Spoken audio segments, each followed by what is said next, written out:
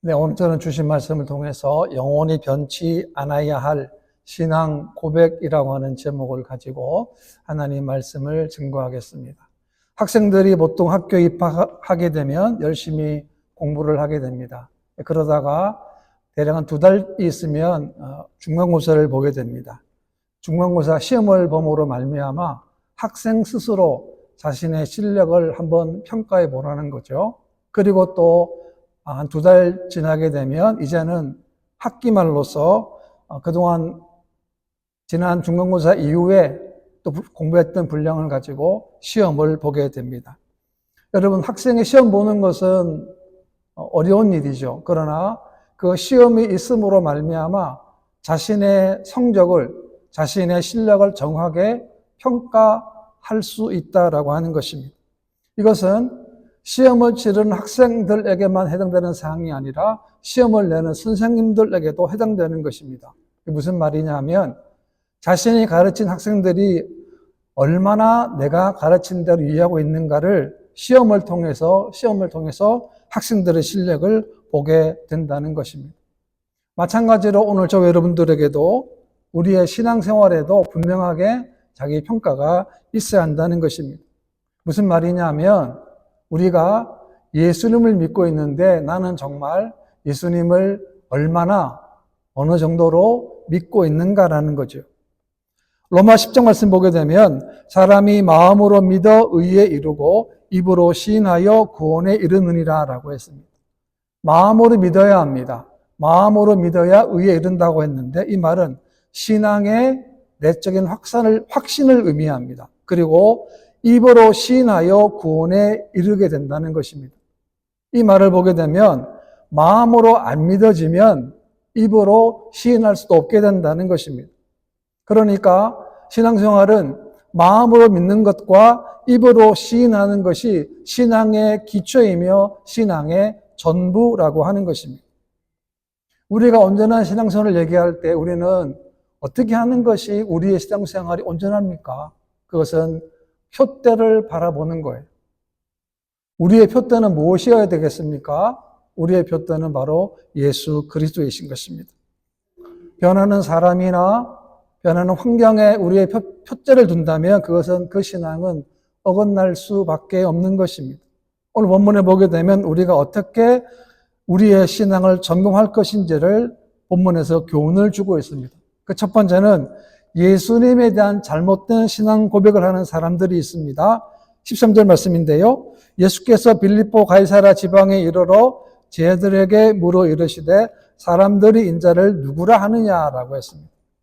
예수님께서 가이사랴 빌립보 지방에서 제자들에게 사람들이, 즉 다른 사람들이 인자 나를 누구라고 생각하느냐로 질문을 하십니다. 이 가이사랴 빌립보라고 하는 지역은 헤롯 대왕이 가이사르 아우구스티스에게서 주전 20년에 하사받은 도시였습니다. 헤롯은 이곳에다가 로마 황제를 위한 신전을 세웠습니다. 또한 이곳은 전통적으로 바알 신과 로마 황제 가이사라 숭배의 중심지였습니다. 그러니까 이런 곳에서 예수님은 사람들의 신앙에 대한 질문을 하게 되는 것입니다. 이것은 오늘도 저와 여러분들에게도 마찬가지인데요. 오늘도 우리들에게 이런 논리가 판을 치지 않습니까? 세상의 논리, 돈이나 명예나 권력이 모두의 사람의 마음을 잡고 있을 이때에 여전히 예수님은 묻고 있습니다. 너희는 내가 누구라고 생각하느냐라고 질문하시는 거예요. 이 질문은 가만히 보면 상당히 불편한 질문일 수도 있습니다. 왜? 우리의 주인을 우리가 고백해야 하기 때문에 그렇습니다. 17절 말씀 보게 되면 이르되 더러는 세례요한 더러는 엘리야 어떤 이는 예레미야나 선지자 중에 하나라 하나이다 라고 했습니다. 여러분, 사람들은 다른 사람들은 너무 잘 알아요. 여러분, 자기 신앙은 잘 모르는데 다른 사람의 신앙의 실수, 신앙의 역경, 신앙의 잘못된 점은 너무나 잘 알아요. 본문 보십시오. 어떤 사람들은 세례요한이라 말하기도 하고 어떤 사람은 엘리야라고 말하기도 하고 어떤 사람은 예레미야, 또 어떤 사람은 선지자 중에 하나이다 라고 했어요. 이런 사람들은 유대인들에게 존경을 받는 분들이면 틀림이 없습니다. 그러나 이들의 잘못이 뭐냐면 예수님의 신성을 받아들이지 않았다는 거예요. 여러분, 예수님은 누구십니까? 예수님은 완전하신 하나님이시고 완전하신 인간이 되십니다. 그들은 잘못된 신앙을 가지고 있었기 때문에 예수님을 주님으로 구주로 고백하지 않았다라고 하는 것입니다. 여러분, 오늘날에도 예수님을 세계 4대 성인 중 한 분으로 아는 사람도 있습니다. 아니, 많습니다. 예수님을 단순하게 세상의 성자와 같이 생각합니다. 여러분, 예수님은 우리의 구원자이세요. 예수님은 우리의 구주가 되신 분입니다. 어떤 분은 성경을 아주 많이 읽었습니다. 문학적으로, 철학적으로 알기 위해서 많이 읽었습니다. 많이 읽었는데 불구하고 예수님을 구주로 모르는 거예요. 왜? 학문적으로만 접근했기 때문에 그렇습니다. 우리가 왜 예수를 믿어야 합니까? 예수님만이 우리의 구주가 되시고 예수님만이 유일한 구원의 문이기 때문에 그렇습니다. 여러분, 다른 종교를 가지고 있어도 다른 종교를 열심을 내고 노력하는 것은 좋은 일이지만 그것으로 구원받을 수는 없는 것입니다. 구원은 오로지 예수 그리스도를 통해서만 가능한 것입니다. 그 다음에 두 번째 참된 신앙 고백이 나오는데요. 15절입니다. 이르시되 너희는 나를 누구라 하느냐라고 질문하십니다. 이것은 예수님의 질문이지만 오늘 저와 여러분들에게 동일하게 주어지는 질문이 되기도 합니다. 예수님은 여러분들의 누구이십니까? 16절 말씀 보게 되면 시몬 베드로가 대답하여 이르되 주는 그리스도시요 살아계신 하나님의 아들이시니이다라고 고백을 했습니다. 이 베드로의 고백은 예수님을 오실 메시아로 구체적으로 고백을 한 거예요. 이 그리스도라고 하는 것은 메시아의 헬라 음력입니다. 다윗의 후손 중에서 태어날 기름 부음 받은 왕을 의미하는 것입니다. 예수님은 인간을 구원하기 위해서 인간의 몸을 입고 이 땅에 오신 메시아라고 지금 베드로가 고백을 하고 있는 것입니다. 당시 사람들은 예수님의 이적을 보았습니다. 능력도 보았습니다. 기적을 보니까 예수님이 구약의 선지자 중에 하나로 보았지만 그러나 베드로는 예수님을 하나님의 아들로서 하나님의 아들, 다시 말하면 신성으로서 전혀 차원이 다른 신앙의 고백을 하고 있다라고 하는 거예요. 어떻게 알았겠습니까? 여러분, 어떻게 알았겠습니까? 12명의 제자가 있고 수많은 사람들이 있는데 어떻게 알았겠습니까? 저는 저와 여러분들이 이런 베드로의 고백처럼 예수님을 더 잘 알 수 있는 그런 믿음을 가지시기를 바랍니다. 또 하나 베드로는 여기서 고백하기를 하나님의 아들이라는 단어 앞에 살아계신이라는 단어를 썼어요. 무슨 말입니까? 하나님은 살아계세요. 우리가 성경 말씀도 마찬가지입니다. 왜 우리가 성경 말씀이 있습니까? 하나님은 성경을 통해서 말씀하시고 역사하시고 깨우치시기 때문에 그렇습니다. 하나님은 지금도 여전히 역사하시고 여전히 활동하시고 여전히 우리와 함께 하시는 분이십니다. 17절 말씀 보게 되면 예수께서 대답하여 이르시되 바요나 시모나 내가 복이 있도다. 이를 내게 알게 하니는 혈육이 아니요 하늘에 계신 내 아버지이시니라 라고 했습니다. 예수는 베드로의 신앙 고백을 통해서 뭐라고 말씀하십니까? 내가 복이 있도다라고 말씀을 하셨습니다. 왜요? 베드로가 예수님을 제대로 알고 있었기 때문에 그렇습니다. 우리가 신앙생활 하면서도 예수님을 제대로 아는 것만큼 얼마나 복이 넘치겠습니까? 마태복음 26장에 보게 되면 자신의 가장 값진 것을 예수님께 부은 여인이 나옵니다. 한 여인이 매우 귀한 향유 한 옥합을 예수님의 머리에 붓습니다. 그때 제 아들은 그 여인의 행동을 분개했다고 그랬어요. 화를 냈습니다. 책망을 했습니다. 그런데 예수님은 그 여인을 칭찬했습니다. 왜냐하면 그녀는 예수님을 너무나도 사랑했기 때문에 그렇습니다. 주님의 영광을 위해 드리는 사랑의 헌신은 결코 낭비가 될 수 없습니다. 가장 귀한 헌신이라고 하는 것입니다. 예수님은 이 여인의 행한 일을 복음이 전파되는 곳에는 말하라고 말씀하셨습니다. 하셨습니다. 우리가 한평생 동안 예수님을 믿고 따르고 살아가고 있습니다. 그렇다면 적어도 일생에 한 번 이상은 이 여인의 사랑의 표현과 헌신이 있기를 바랍니다.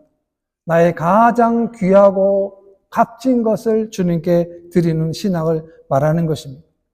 왜냐하면 주님이 먼저 우리들에게 사랑으로 다가오셨기 때문에 그렇습니다. 요한일서 4장 말씀 보게 되면 우리가 사랑함은 그가 먼저 우리를 사랑하셨습니다 라고 말씀하고 있습니다. 주님의 죽으심으로 말미암아 그 십자가의 피로 말미암아 우리가 다 구원을 받았기 때문에 그렇습니다. 우리가 받을 저주, 우리가 받을 심판을 예수님께서 대신 져 주셨기 때문에 그렇습니다. 여러분 반면에 가룟 유다를 보십시오. 가룟 유다는 은 30에 예수님을 팔아버렸습니다. 은 30은 당시 노예의 몸값이라고 합니다. 이 말은 뭘 말합니까? 가룟 유다가 얼마나 예수님을 하찮게 생각하고 있는가를 보게 되는 거예요. 예수님을 따라다녔습니다. 심지어는 제들 가운데 돈계를 맡을 정도의 중요한 직책을 가지고 있었다 할지라도 그의 마음에는 주님을 사랑하는 마음이 없이 주님을 따라다니는 결과가 뭡니까? 예수님을 은 30에 팔아버렸다라고 하는 것입니다. 여러분 베드로의 이런 신앙 고백을 보게 되면 이것을 주님 말씀하실 때 혈육이 아님을 분명히 말씀하고 있는 거예요. 하나님이 그에게 알려주셨다라고 하는 거예요. 기독교는 계시의 종교입니다. 이 말은 전적으로 하나님께 주시는 은혜에만 의존한다는 거예요. 우리가 하나님 말씀 어떻게 깨달을 수 있습니까? 전적인 하나님의 은혜예요. 여러분 하나님 말씀은 아무나 깨달을 수 있는 게 아니에요. 얼마나 감사합니까? 저희들에게 성령을 주셔서 하나님의 말씀을 읽을 때 우리로 하여금 하나님의 말씀을 깨닫고 깨우치게 하는 거예요. 이 말을 보면 우리가 흔히 모태 가정이나 또 부모님이 목사이고 또 한 가정에 성직자가 몇 명 있기 때문에 그런 가문을 살았기 때문에 구원받는 게 절대 아니라는 거예요. 무슨 말입니까? 예수님 대한 신앙은 내가 해야 한다는 거예요. 내가 믿어야만 구원을 받는다라고 하는 것입니다.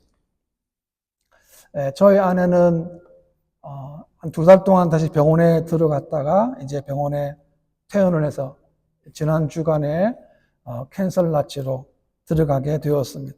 그곳에는 암 환자와 또 암 환자 보호자만 기거할 수 있습니다. 물론 저도 같이 있습니다. 그런데 2달 동안인데요. 2달 동안에 다시 캔서 나치 가보니까 그 전에 2달 동안 보았던 환자들이 거의 없어요. 한 2-3명 정도만 얼굴이 익었고 이름도 다 기억하고 있더라고요. 저희 이름, 저 아내 이름도 기억하고 있는 한 2-3명 외에는 저 새로운 사람들. 뭘 말합니까? 2달 동안에 나머지 분들은 다 완쾌가 돼서 다 집으로 가신 분들이에요. 또 슬픈 일이 뭐냐면 또 다른 사람이 암에 걸려가지고 병원에서 또 고통, 암투병, 항암투병 하고 다 마치고 다시금 들어온 사람이 또 그만큼 있다는 거예요. 제가 그것을 보면서 하나님 너무나 감사합니다. 2달 동안에 많은 분들이 또 완치가 되고 완쾌가 되어서 다시금 가정을 돌아가는 것이 얼마나 감사합니까? 그러니까 저희도 이제 예상대로라면 한 2달 정도 있다가 이제 만약에 회복 속도가 조금 빠르면 좀 더 빠를 수도 있고 아니면 조금 늦고 한 2달 정도 이제 거기 이제 머물게 됩니다.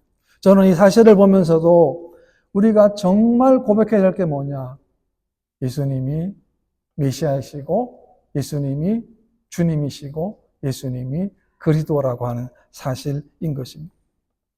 오늘 저와 여러분들이 예배를 왜 드립니까? 하나님이 왜 예배를 우리들에게 명령하셨습니까?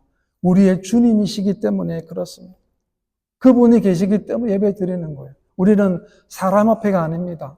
누구 앞에도 아니에요. 오로지 하나님 앞에 우리가 예배를 드리는 겁니다.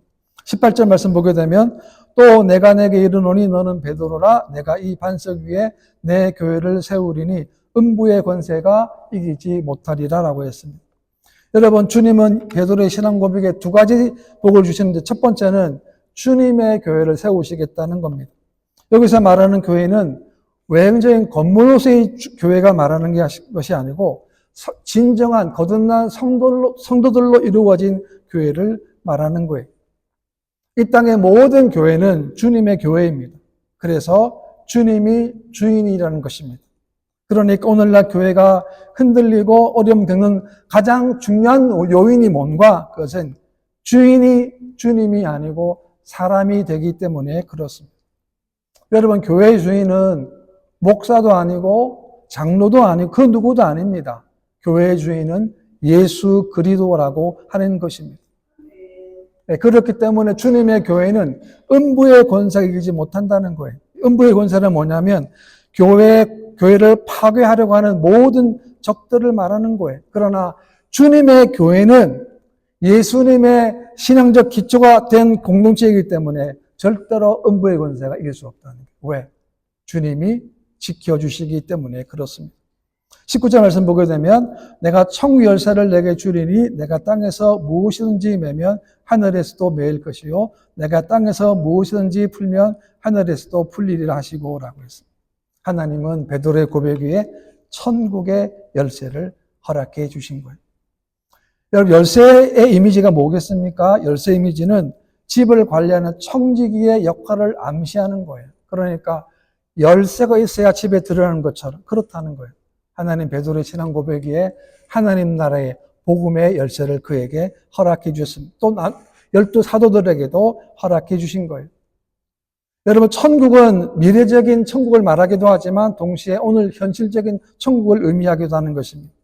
천국은 장차 우리가 들어갈 곳이기도 하지만 지금 이 순간 오늘 저와 여러분들이 임한 곳이 바로 천국이기도 한 거예요. 얼마나 감사합니까? 오늘 우리가 살아갈 동안에도 하나님 나라를 우리가 경험하고 하나님 나라를 우리가 체험하는 거예요. 얼마나 감사합니까? 그것을 하나님이 열쇠를 오늘 저와 여러분들에게 허락하여 주신 거예요. 그렇다면 우리가 열쇠를 어떻게 됩니까? 확인하는 거예요. 열어야 되지 않겠습니까? 그래서 우리가 하나님 아직도 천국을 모르는 자들에게, 하나님 은혜를 모르는 자들에게, 하나님 말씀을 모르는 자들에게 우리가 대언자로서, 증거자로서 하나님의 말씀의 증인이 우리가 되어야 하는 것입니다. 하나님의 타이밍이 너무 정확해요. 제가 때때로 육체적으로 좀 힘들 때가 있습니다. 오다 가다 힘들고 여러 가지 힘들 때가 있는데 그럴 때마다 기가 막힌 타이밍에 한국에 있는 아주 친한 친구 목사님한테 전화가 와요. 저는 전화 내용보다 제일 기쁜 게 뭐냐면 그 목소리였어요. 너무 힘들 때, 너무 힘들 때 그 한마디 위로의 말, 한마디 힘내라는 말, 한마디 격려하는 말, 하나님이 그 목사를 통해서 전해줄 때 얼마나 기쁜지 몰라요. 그렇습니다. 그것이 하나님의 놀라운 역사이고 열쇠라고 합니다. 하나님은 저와 여러분들에게 이 열쇠를 허락해 주신 거예요. 그래서 우리는 날마다 여러분 꼭 말씀을 읽으셔야 합니다. 이제 올해도 한 달 남았는데요. 한 달 남은 동안에 매일매일마다 우리가 다른 것도 많이 필요하지만 어떤 것보다 하나님 말씀을 많이 읽고 많이 묵상해야 합니다. 왜? 하나님이 열쇠를 저와 여러분들에게 주셨기 때문에 그렇습니다. 1절 말씀 보게 되면 이에 제자들에게 경고하사 자기가 그리스도인 것을 아무에게도 이르지 말라 하시니라 라고. 예수님은 이렇게 말씀하신 다음에 이상한 말씀하시는데 예수님이 그리스도이신 것을 아무에게도 이르지 말라고 하시는 거예요. 왜 그랬을까요? 그것은 아직까지 예수님의 제자들이 예수님의 사역을 완전히 이해하지 못한 상태이기 때문에 그렇습니다. 그렇기 때문에 그 상태 가운데서 이스라엘 백성들에게 만약에 잘못된 메시아를 전파될 수도 있기 때문에 부족하기 때문에 그렇게 말씀하신 것입니다. 오늘 우리가 붙들을 신앙 고백이 무엇입니까? 주님은 그리스도이시고 주님은 살아계신 하나님의 아들이라고 하는 사실입니다. 여러분, 세월이 변합니다. 사람의 마음도 변해요. 형태도 변하고 유행도 변합니다. 다 변해요. 교회도 변합니다.